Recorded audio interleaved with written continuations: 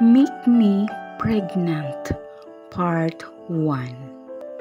Atara de la Villa is so eager to have a child para mapatunayan sa pamilya niya na nakamove on na siya sa kanyang ex-boyfriend na ngayon ay asawa na ng ate niya.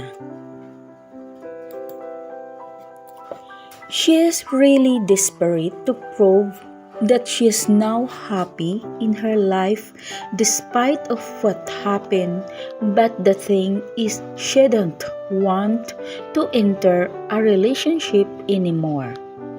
Ayaw niya ng commitment to the point that she asked a stranger to make her pregnant.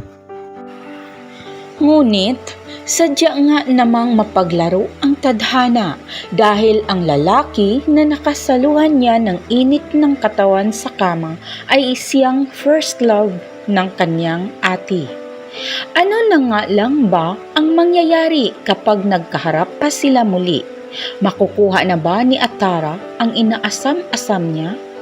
Anong magiging papel ng stranger na ito sa buhay niya? Magiging masaya na ba siya o mas lalo lang magugulo ang dati niyang tahimik na mundo?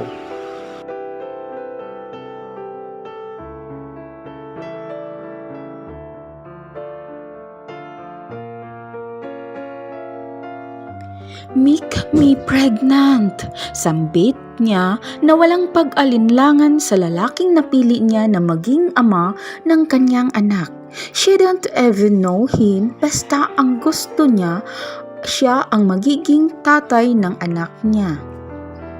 What? Hindi makapaniwalang tanong ng lalaki. Buntisin mo ko.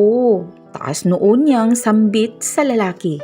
Tinulak niya ito para makapasok siya sa loob ng VIP room na ito.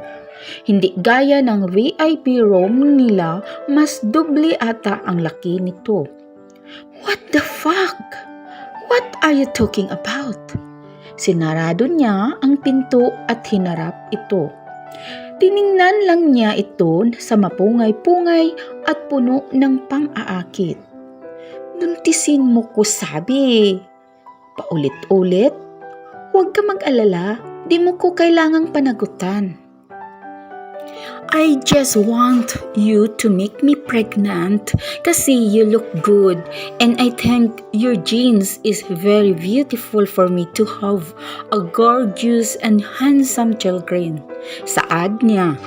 Ngumuso ito at nagpa-cute pa. Kailangan ko na talaga magkaanak and I need your sperm. Please, I'm begging you.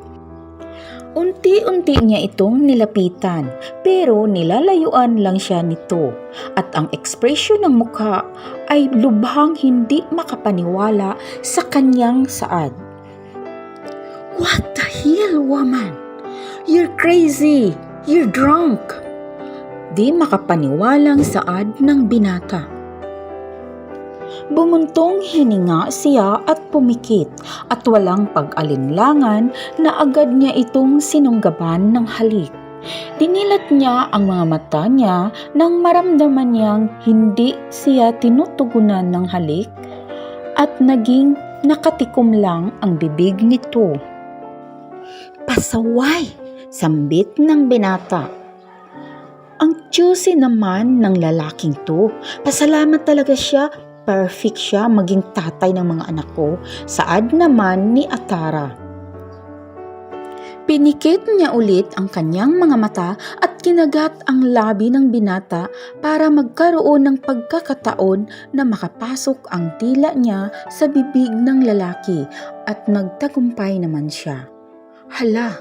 Normal bang matamisan siya sa laway ng lalaking to? Lasang cherry.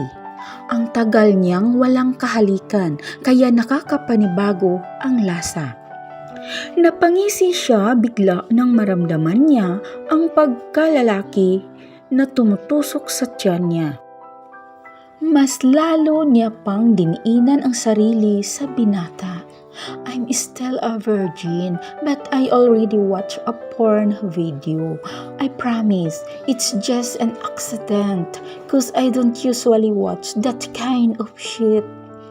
Naramdaman niya ang mga kamay ng binata sa balikat niya at inilayo ng binata ang sarili niya kay Atara. Napatitig si Atara sa mga nanlilisik na mga mata ng binata, pero imbis na matakot ito ay mas nainis lang ito dahil nabitin na ito. Nag-iinit na ito. "Damn, woman, you're making me crazy," sambit ng binata. At laking gulat niya nang pinunit ng binata ang suot niyang dress kaya agad na na-expose ang bra niya. Inihiga siya ito sa sofa at agad na ibinukaka ang kanyang mga legs. Hiyaw niyang maramdaman niyang dahan-dahan nang minamasahe ang ibaba niya. "Fuck! I'll make you pregnant," mahinang bulong ng binata. Sa kanya naramdaman na dinilaan na ang gilid ng tenga niya. Mga ka-lovely, hintayin ang susunod na kabanata sa kwentong ito na magpapakilig sa inyong mga puso. At huwag kalimutan mag-like, share, comment sa ating video. At kung bago ka pa lang sa channel na ito, huwag kalimutan mag-subscribe at pakiclick ng bell para ma-notify kayo sa mga bago nating upload. Maraming salamat sa inyong suporta at pakikinig hanggang sa muli. Ito ang inyong Ate Lovely. God bless and more power.